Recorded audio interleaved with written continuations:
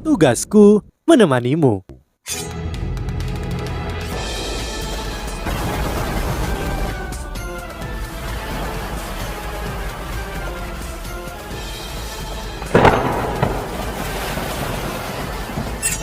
Hai sahabat Pasuk, kembali lagi bersama alur cerita versi novel Solen 2 Sekte Tang yang tak tertandingi. Jangan lupa like, subscribe, dan nyalakan tanda lonceng. Mari kita lanjutkan. Nan QQ berkata, ya, jika orang cacat yang kehilangan kemampuan serangan utamanya dapat mengalahkanku, itu berarti Sekte Tangmu memang kuat. Jadi apa yang salah dengan bergabung denganmu? Oh, bagaimana aku bisa tahu jika kau dapat dipercaya? Yo bertanya. Saat dia berbicara, dia perlahan mendorong kursi rodanya ke belakang. Bagi Nan QQ, setiap tindakannya berbau ketakutan. Tentu saja aku akan hidup sesuai dengan kata-kataku. Namun kau juga harus hidup dengan kata-katamu. Ada banyak manfaat bergabung dengan Sekte Naga Bumi. Mari kita berhenti membuang waktu dan akhiri ini. Ya, menuju Yuhao. Roda kursi roda berhenti berputar karena Yuhao telah mengangkat tangan kanannya. Ekspresi ketakutan di wajahnya terhapus bersih. Apa yang menggantikannya adalah senyuman licik. Cakar teror emas gelap 8 meter dirilis. Tangan pemusnahan itu sendiri dimusnahkan secara instan saat cakar keemasan gelap menampar. Seketika, Nan QQ yang mengira kemenangan sudah dekat tercengang. Cakar emas gelap yang menakutkan belum sampai padanya, namun dia bisa merasakan bahwa lapisan pelindung kekuatan jiwa di sekitarnya sedang terkoyak. Aku kacau. Otak Nan QQ menjadi kosong. Pada saat ini, yang bisa ia pikirkan hanyalah bertahan hidup. Pada saat ini, cahaya zamrud tiba-tiba mengelilingi Yuhao. Setelah itu, pilar cahaya besar tiba-tiba melesat keluar dari belakangnya. Itu mengarah pada tubuh Nan QQ, membungkusnya dengan es pamungkas. Cakar emas gelap yang mengarah padanya hanya beberapa inci dari tubuhnya. Nan QQ sekarang telah berubah menjadi patung es. Yuhao tetap duduk di kursi rodanya. Untuk semua orang yang hadir, dia masih terlihat seperti orang cacat. Namun, perubahan nasib ini mengejutkan semua orang. Tidak ada yang mengira bahwa pemuda cacat ini mampu menyerang dengan begitu banyak kekuatan. Begitu cakar emas gelap muncul, para penonton yang dilindungi oleh penghalang dari arena masih bisa merasakan aura yang mengerikan. Itu seperti binatang buas yang telah muncul saat dia melihat cahaya merah muda yang bersinar dari dalam patung es. Yuhao mendorong dirinya ke depan. Kedepanan QQ. Dengan tangan kanannya, dia mengetuk es dan berkata, wasit, aku sudah menang. Tanpa ragu, dengan ketajaman cakarnya dia bisa menembus tubuh Nan QQ jika dia mau. Babak eliminasi individu 4. Sekte Tang menang. Wasit mengumumkan dengan kaku dan menatap Yuhao dengan kaget. Yuhao menarik kembali cakar teror dan mengetuk patung es yang berisi Nan QQ. Pada saat yang sama dia mundur. Cahaya merah muda tiba-tiba cerah dan Nan QQ melepaskan diri dari es pamungkas, terlindungi oleh pemusnahan pelindungnya. Es pamungkas tidak mempengaruhi dirinya sebanyak yang lain. Jika dia diberi cukup waktu, dia bisa keluar. Berhenti. Wasit berbalik untuk memblokir Nan QQ. Putaran sudah berakhir. Kau kalah. Turun sekarang. Jika kau ingin bertarung, kau bisa melakukannya di babak tim. Aku tidak kalah. Yuhao, kau penipu. Wasit bingung ketika dia berkata, dia sudah menunjukkan belas kasihan. Jika dia benar-benar memukulmu dengan cakarnya, kau tidak akan hidup. Kemarahan membuat dada Nan QQ naik dan turun dengan penuh semangat. Tentu saja, dia tahu bahwa Yuhao telah menunjukkan belas kasihan, namun dia tidak bisa menerimanya. Bagaimana? Betapa mengerikannya dia. Semua yang sebelumnya hanya pertunjukan. Dengan langkah mengerikan seperti itu, bagaimana dia tidak takut padanya? Yuhao tersenyum padanya dan berkata, sudah waktunya bagimu untuk menghormati kata-katamu. Sekte Tang menyambutmu. Jika kamu mempelajari teknik rahasia kami, kekuatan pemusnahan naga nakalmu akan meningkat pesat. Siapa yang ingin bergabung dengan Sekte Tangmu? Berhentilah bermimpi. Dan QQ mengutuk saat dia berjalan dari panggung. Yuhao menghela nafas dan berkata, kepercayaan adalah milik semua orang jika kamu tidak memenuhi kata-katamu. Kejadian ini akan ada di hatimu selamanya. Kemajuanmu dalam kultivasi juga akan lebih sulit. Tubuh Nan Kyukyu membeku. Dia berbalik dan berkata, aku bertaruh denganmu. Jika kau mati, aku tidak harus menghormatinya. Ketika dia mengatakan itu, dia berbalik ke ruang tunggu dan berteriak, aku akan menikahi siapapun yang membunuh bajingan ini. Suaranya memang keras. Tidak hanya rekan satu timnya yang mendengarkannya, tetapi orang-orang di podium utama juga mendengarkannya. Percakapan Yuhao dan Nan Kyukyu selama putaran tidak terdengar oleh mereka. Ketika dia meneriakkan itu, sebuah pertanyaan muncul di benak semua orang. Apa yang sebenarnya dilakukan oleh Yuhao padanya? Ekspresi Yuhao membeku. Dia tidak pernah berharap gadis ini memiliki temperamen yang buruk. Ketika anggota kelima dari sekte naga bumi melompat ke arena, hal pertama yang dia katakan kepada Yuhao adalah, bajingan, apa yang kau lakukan pada kakak perempuanku? Jika aku tidak membunuhmu, aku tidak layak menjadi manusia. Saat dia mengatakan itu, dia bergegas menuju Yuhao. Wasit menghalanginya dan berkata, putaran belum dimulai. Pesaing kelima tampaknya tidak mendengarkannya. Sebaliknya, ia malah menyerang wasit dengan keterampilan jiwanya. Apa yang terjadi selanjutnya benar-benar diharapkan. Pemuda itu segera dikirim terbang oleh wasit yang seorang dolo jiwa 8 cincin. Menyerang wasit adalah pelanggaran aturan kompetisi. Kau dikeluarkan. Selanjutnya, wasit berkata tanpa emosi dan dingin. Dia mungkin satu-satunya pesaing yang berani menyerang wasit sejauh ini di turnamen ini. Jika bukan karena status wasitnya, ia mungkin akan benar-benar membunuhnya di tempat. Anggota ke-6 dari sekte naga bumi mengendalikan emosinya, tapi dia masih menggertakkan giginya saat dia melihat Yuhao. Segera setelah wasit mengumumkan dimulainya pertempuran, dia bergegas menuju Yuhao tanpa ragu-ragu. Di luar panggung, Nan Kyukyu duduk di zona tunggu. Kemarahan di matanya berangsur-angsur menghilang dan sebaliknya digantikan oleh pemikiran termenung. Berapa banyak kekuatan jiwanya yang terkuras dalam 4 putaran sebelumnya? Bisakah orang kita yang tersisa mengalahkannya atau bahkan membunuhnya? Sebelum dia bisa mendapatkan jawaban, pesaing kelima telah dirobohkan. Pesaing keenam bergegas ke arena tanpa menunggu instruksinya. Wajah Nan Kyukyu memucat. Dia tahu bahwa sekte naga bumi akan kalah. Sebagai kapten, dia kehilangan ketenangannya. Dan sekarang begitu juga rekan satu timnya. Ini babak pertama. Juga lawan mereka hanya mengirim 1 orang keluar. Dia bahkan tidak tahu tingkat kultivasinya. Itu adalah kekalahan yang memalukan. Namun apa yang bisa dia lakukan? Kekalahan adalah kekalahan. Jika anggota ke-6 dari timnya kalah juga, pertarungan selanjutnya tidak akan ada artinya. Realitas membuktikan prediksi tragisnya dengan benar. Ketika Putri Salju muncul sekali lagi, seolah-olah dia tidak pernah disentuh oleh tangan pemusnahan. Dibantu oleh deteksi spiritual Yuhao, Putri Salju mengungkapkan sepenuhnya kekuatannya dan mengalahkan anggota ke-6 sekte naga bumi. Saat ini Yuhao menyaingi keberhasilan Meng Hongchen. Tetap tenang, kamu harus tetap tenang. Kekuatan jiwanya terkuras banyak. Jangan melawannya secara langsung, tetapi sebaliknya, perlahan-lahan kalahkan dia. Hanya dengan begitu, kamu bisa memberikan pukulan pembunuh. Kamu mengerti? Nan Kyukyu menekan perasaan gelisah di hatinya saat dia menginstruksikan rekan setimnya yang terakhir. Ya, kakak perempuan, jangan khawatir. Aku akan menang. Dengan itu, anggota terakhir melangkah ke arena. Aku Shoye. Tolong bimbing aku. Anggota terakhir dari sekte naga bumi tampak agak baik. Berbeda dengan 2 anggota sebelumnya. Dia tidak kurang ajar. Dia bahkan mengambil inisiatif untuk menyapa Yuhao. Halo, aku Wo Yuhao. Wo Yuhao menjawab sambil tersenyum. Kedua pejuang mundur ke tepi arena. Dari jauh mereka saling memperhatikan. Cahaya keemasan redup menyala dan Yuhao melepaskan Putri Salju sekali lagi. Saat tangan kanan wasit turun, Shoye berlari ringan menuju Yuhao. Saat dia berlari, dia juga melepaskan jiwa bela dirinya. 2 kuning, 2 ungu, dan 1 hitam. Itu sama dengan Nan Kyukyu.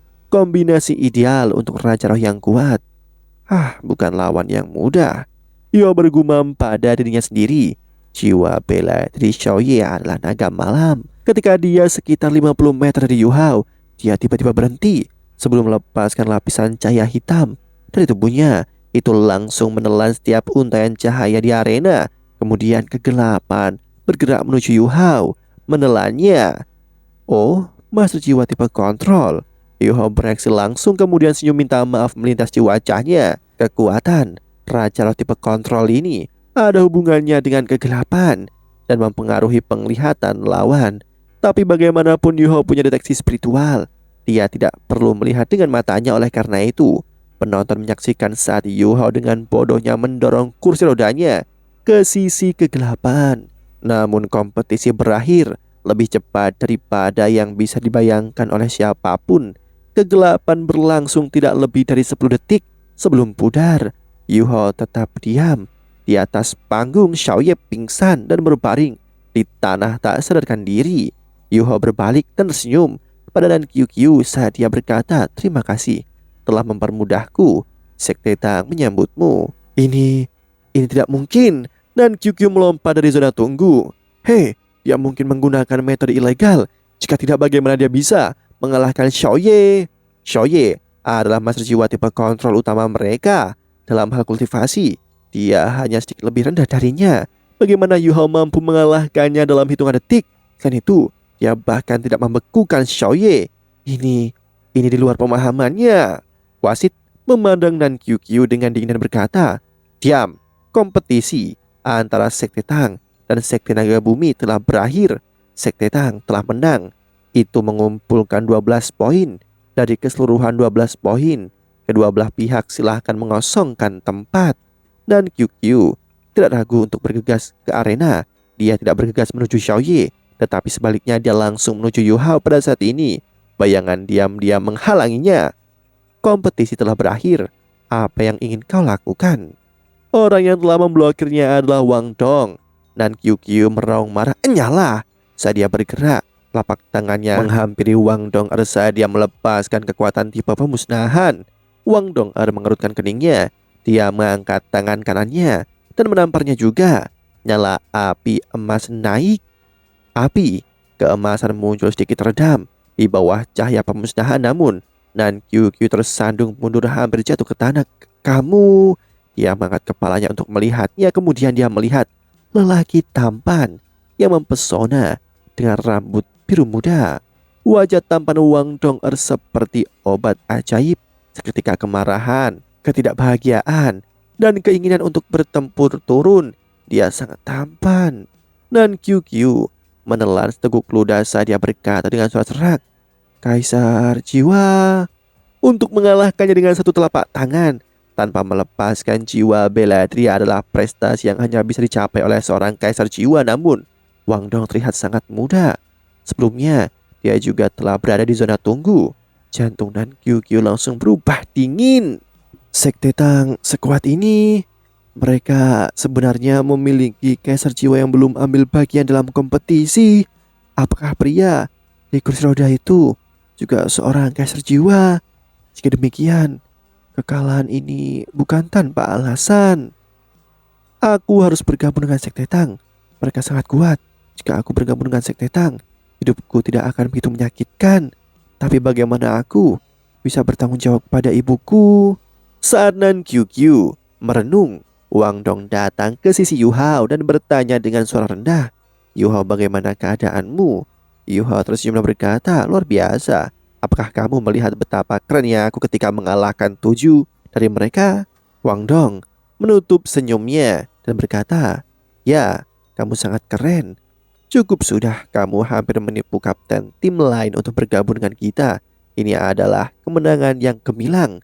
Namun, mengapa kamu selalu memiliki masalah dengan seseorang bernama Q?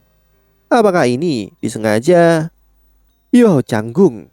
Adapun untuk itu, Dong kamu tahu aku... Wang Dong tersenyum dan berkata, "Tidak apa-apa. Kita akan membicarakannya nanti." Wang Dong mendorong Yu Hao dan menyalurkan kekuatan Hao Dongnya. Setelah memeriksa tubuhnya dan memastikan bahwa dia baik-baik saja, Wang Dong santai. "Qiuqiu, turun sekarang!"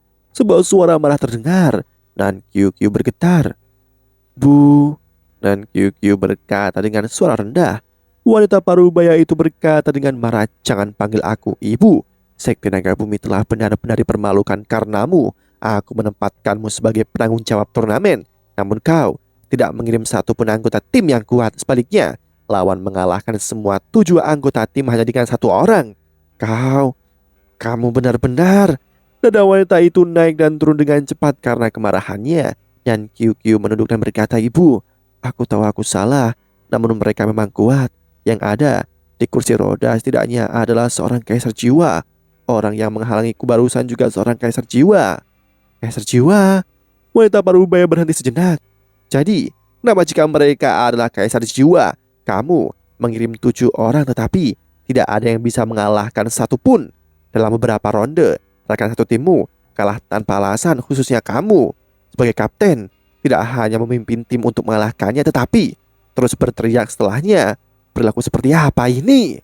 Kali ini, ketika kita kembali, kau harus pergi ke tebing penekan naga dan berkultivasi sendiri selama setahun. Jika tidak, menjadi kaisar jiwa jangan pernah berpikir untuk keluar." Dan QQ tiba-tiba berlutut di depan ibunya. "Bu, aku minta maaf." Wanita parubaya itu tertegun sejenak. "Bangun, apa yang kau lakukan di depan semua orang ini?" Wanita parubaya ini berteriak. "Ini adalah zona istirahat dan ada banyak sekte lain yang menonton tontonan ini. Bu, kurasa aku tidak bisa kembali bersamamu. Aku..." Dan QQ terbata-bata dengan ekspresi licik muncul di matanya. Wanita parubaya itu tertegun. Kemudian dia berteriak dengan marah, "Kau berani menentang perintahku? Jangan lupa, aku bukan hanya ibumu, tapi aku juga ketua sekte Naga Bumi. Kau tahu apa aturan sekte kita kan?" Dan QQ menggelengkan kepalanya dengan kuat. Air mata mengalir tak terkendali di wajahnya. "Bu, aku minta maaf tapi sudah terlambat. Di babak tadi aku bertaruh dengan Yuha dan aku menyerahkan diriku kepadanya." "Apa?" Pada titik ini, wanita parubaya benar-benar terpana. "Apa? Apa yang kau katakan? Kau benar-benar menyebalkan.